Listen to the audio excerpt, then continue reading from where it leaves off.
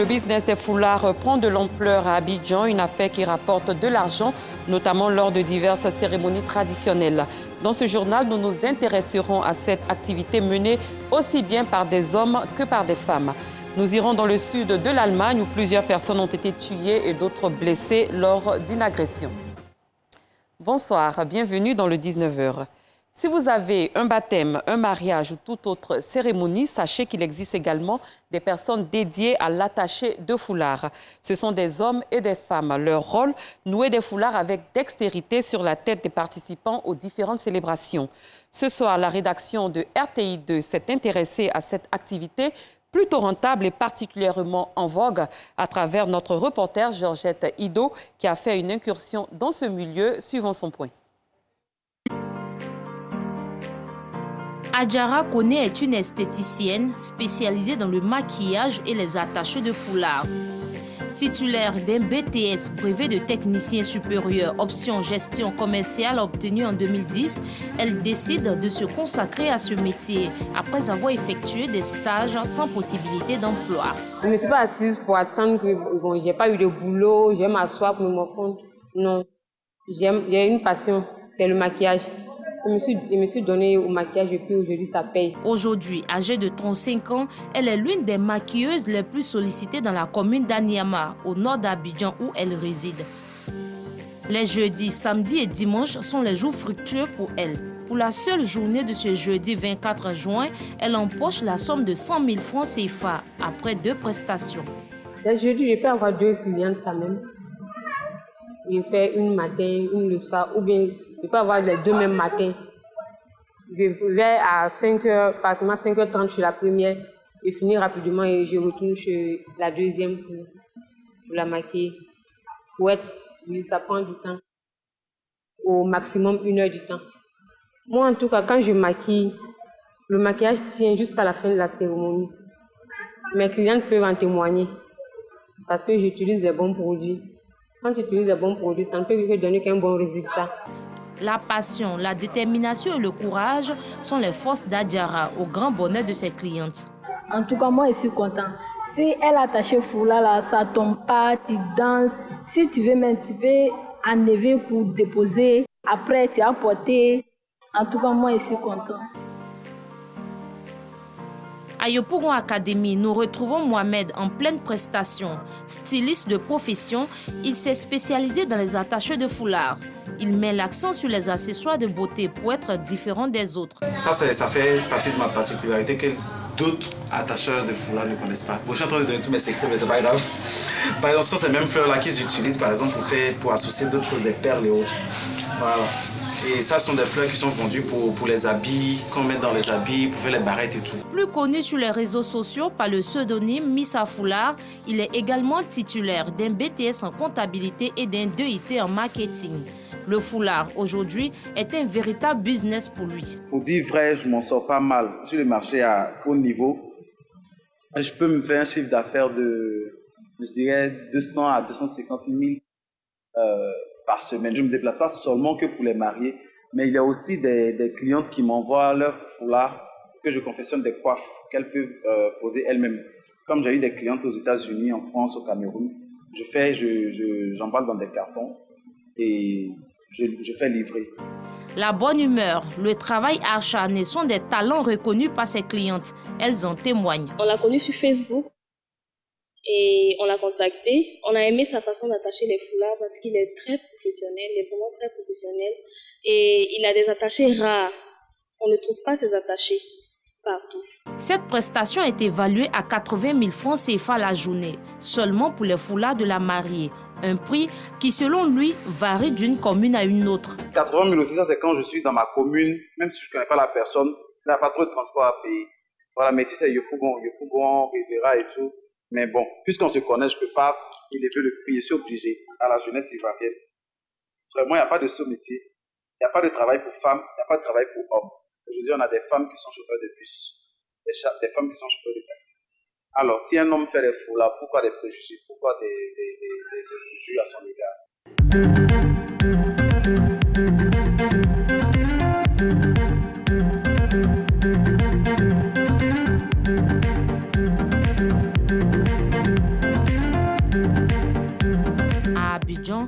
Attacher un foulard est devenu un véritable business rentable dans les cérémonies. Mohamed et Adjara, en vogue dans le district d'Abidjan pour ce nouvel art, l'a su. Le travail, quel qu'en soit le type, s'il est fait avec sérieux, garantit à l'homme son pain quotidien. Autre chose à présent, le gouvernement ivoirien a suspendu à titre conservatoire plusieurs responsables de certaines entreprises publiques de leurs fonctions en vue de conduire des audits suite à des investigations préliminaires sur la bonne gouvernance des dites structures de l'État.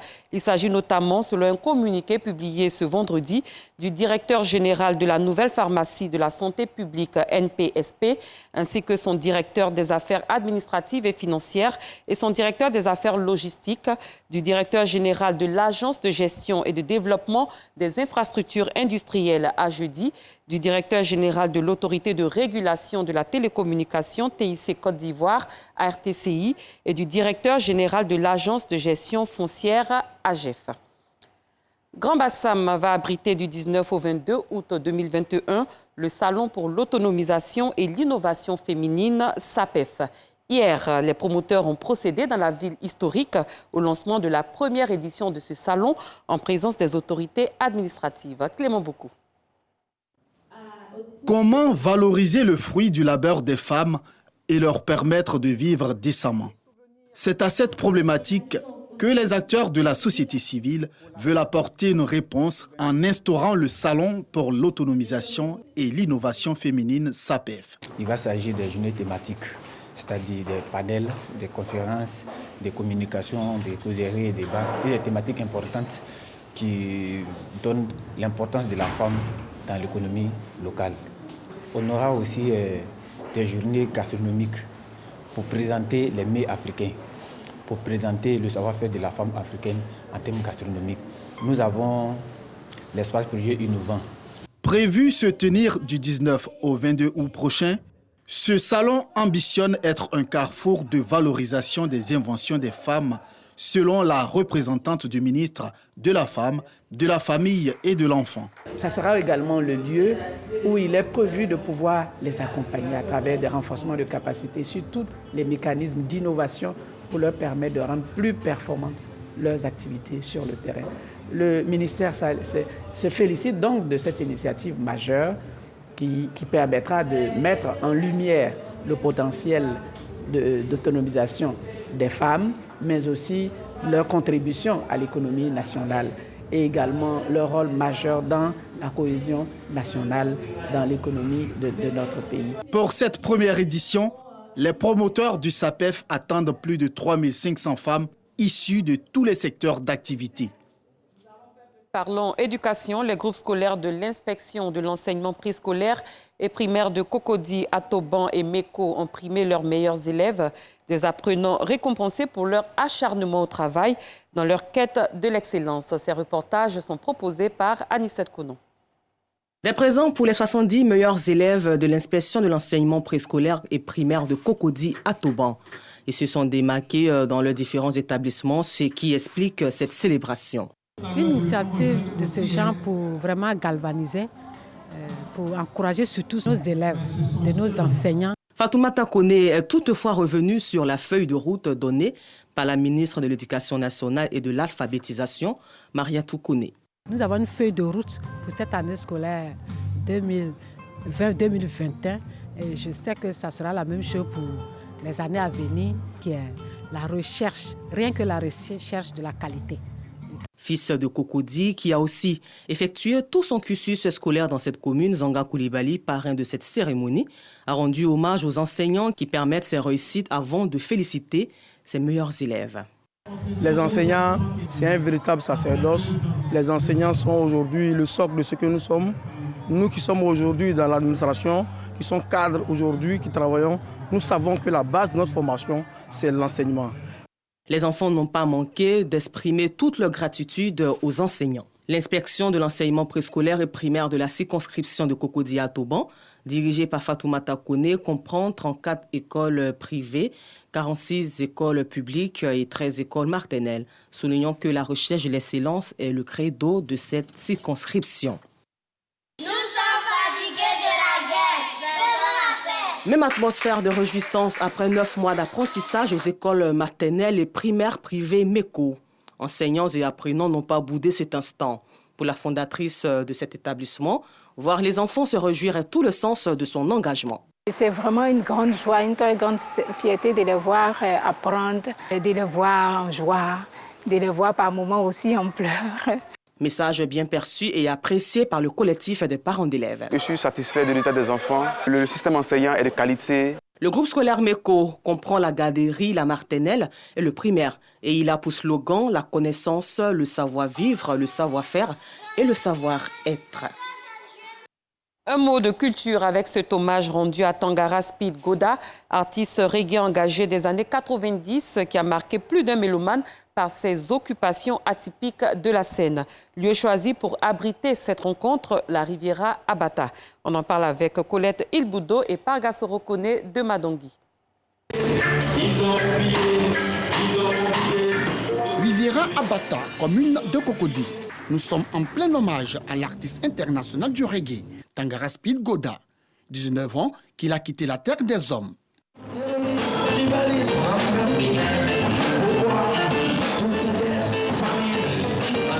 Venus de divers horizons, les artistes ont effectué nombreux de déplacements pour honorer sa mémoire. Un spectacle riche en émotions.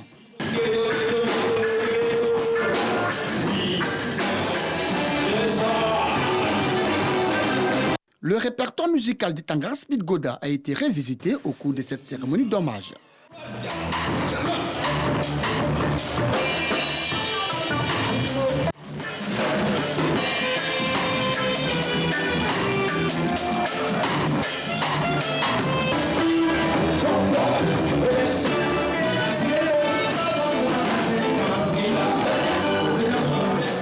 Les initiateurs entendent pérenniser cet événement en vue de mettre en lumière les œuvres musicales de la star du reggae ivoirien, Tangara Speed Goda.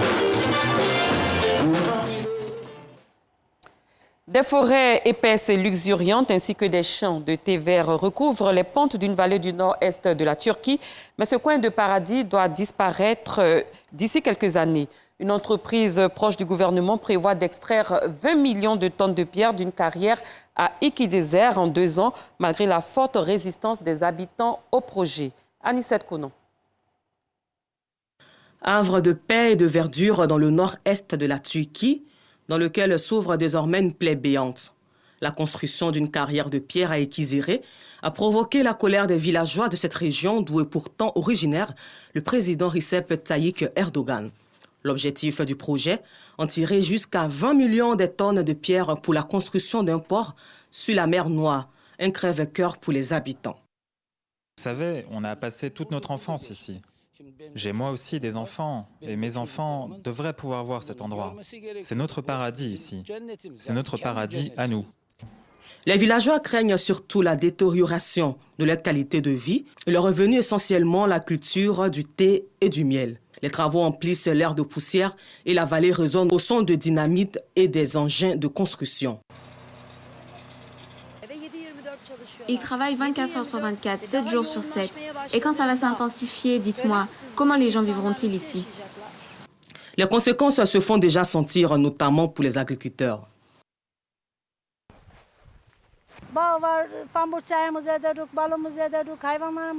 Nous avons du miel, du tilleul. Nous nourrissons nos animaux dans ces forêts. C'est comme un entrepôt pour nous. Ils nous ont tout pris. J'avais l'habitude de nourrir mes animaux là-bas. Et maintenant, ils sont coincés dans les étables. Depuis fin avril, les villageois tentent de s'opposer au projet Senjing Holding, proche du pouvoir. Mais leur mobilisation n'a conduit qu'à des arrestations, des intimidations policières et une interdiction de manifester. Ce qui les inquiète, subir le même sort que la vallée voisine où une carrière a été creusée sur 24 hectares pour construire un aéroport malgré les protestations des villageois.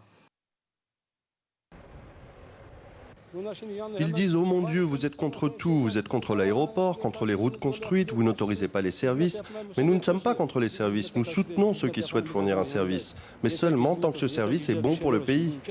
La politique des chantiers géants d'Erdogan fait plus de débats dans le pays et certains experts s'inquiètent de leur impact sur l'environnement.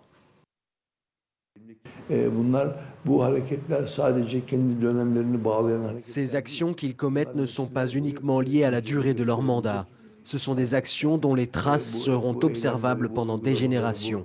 C'est comme ça qu'il faut réfléchir à ces mesures, à ces projets. Que laissez-vous pour l'avenir ? À Ekizéré, les villageois restent toujours soudés et déterminés à défendre leur petit paradis. Loin de la Turquie, plusieurs personnes ont été tuées et d'autres blessées lors d'une agression à Wolfsburg, dans le sud de l'Allemagne. Il s'agirait d'une attaque au couteau. L'agresseur a été interpellé selon la police, qui assure qu'il n'y avait aucun danger pour la population. Aucune précision n'a été donnée sur les motivations de l'agresseur. Cette édition est à son terme. Merci de votre fidélité. Très bonne soirée. À très bientôt.